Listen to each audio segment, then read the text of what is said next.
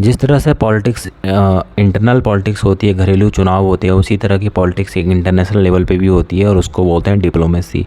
और पाकिस्तान किस लेवल की डिप्लोमेसी करता है? पाकिस्तान और इंडिया की जो वार हुई थी 1971 की वार, आपको याद होगा, उसमें इंडियन आर्मी ने पाकिस्तान के ऑलमोस्ट 90,000 के आसपास सोल्जर कैप्चर करके इंडिया की जेलों में बंद करे हुए थे। और पाकिस्तान उनको बिना किसी शर्त के 90,000 सोल्जर को छुड़ा के ले जाता है और इंडिया को उसके बदले में कुछ नहीं मिलता है। जबकि इंडिया जो चाहे वो ले सकता था, पीओके को भी ले सकता था, लेकिन कुछ नहीं लिया इंडिया ने। उसके बाद सेम इंसिडेंट वापस रिपीट होता है 2016 में, जब पाकिस्तान आर्मी एक इंडिया के सिटीजन को, कुलभूषण यादव जी को, जिनको बलूचिस्तान से गिरफ़्तार करके अपने जेल में बंद कर देती है और उनके ऊपर आरोप लगाती है कि इन्होंने पाकिस्तान में जासूसी करने का आरोप लगाती है उनके ऊपर। बलूचिस्तान में जो मूवमेंट चल रहा है उसको बल देने के लिए, उसको विद्रोह को बढ़ाने के लिए ये आरोप भी कुलभूषण यादव के ऊपर लगता है और उनको गिरफ्तार करके पाकिस्तान आर्मी जेल में बंद कर देती है।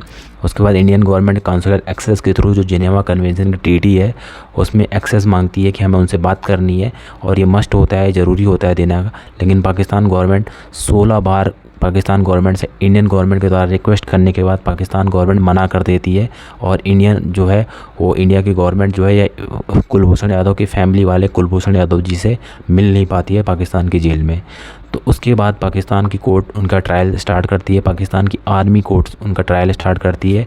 2017 में जो उनकी आर्मी कोर्ट है वो डिसाइड करती है कि कुलभूषण यादव को डेथ सेंटेंस दिया जाए। और उसके बाद इंडियन की सुषमा स्वराज में फॉरेन मिनिस्टर थी, वो पार्लियामेंट में खड़े होकर बोलती है कि जिस तरह जितना भी हमें जो भी करना पड़े हम करेंगे कुलभूषण यादव को जस्टिस दिलाने के लिए। उसके बाद इंडियन गवर्नमेंट वापस से काउंसुलर एक्सेस के थ्रू पाकिस्तान गवर्नमेंट से रिक्वेस्ट करती है कि आप जो भी ट्रायल का जो चार्जशीट है उसको हमें दिया जाए और पाकिस्तान गवर्नमेंट जो है चार्जशीट इंडिया को दे भी देती है। उसके बाद इंडिया उस गवर्नमेंट जो है उस चार्जशीट को लेकर Geneva ICJ international court of justice में जाती है, जो कि हेग में नीदरलैंड में है। तो वहाँ पे उनका ट्रायल स्टार्ट होता है 2017 से और 2019 में उसका डिसीज़न आता है और वहाँ का जो कोर्ट है, जो ICJ international court of justice है, वो डिसाइड करता है, वो बोलता है पाकिस्तान को कि आपको जो अपने डिसीजन लिया उसके ऊपर आपको एक बार सोचना चाहिए और उसके ऊपर स्टे लगाना चाहिए। और इंडिया को जो काउंसिल एक्सेस जो इंडिया मांग रही है कुलभूषण यादव जी से बात करने के लिए, 2016 से लेकर 2019 तक इंडिया की गवर्नमेंट ने और कुलभूषण यादव की फैमिली ने कुलभूषण यादव जी से बात नहीं करी अभी तक।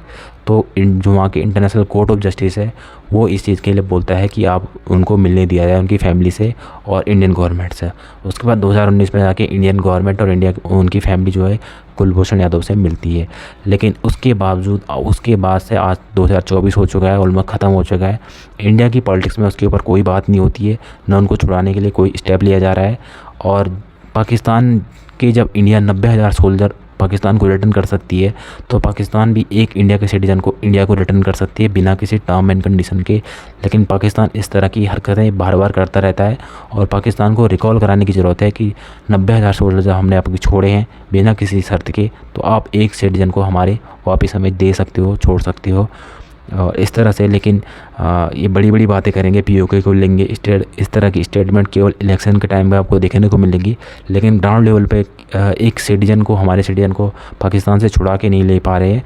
और जो इस सिटीजन को, जो कुलभूषण यादव जी से बलूचिस्तान में इनको जो पकड़ाया गया था, इसमें ईरान का भी हाथ था। बताया जाता है कि ईरान की मदद से ही, क्योंकि जो बलूचिस्तान में वो गए थे वो ईरान से होके गए थे और ईरान ही उनको पाकिस्तान को इन्फॉर्मेशन दिया था कि वहाँ पे कुलभूषण यादव आ रहे हैं और उनको गिरफ़्तार कर दिया जाए।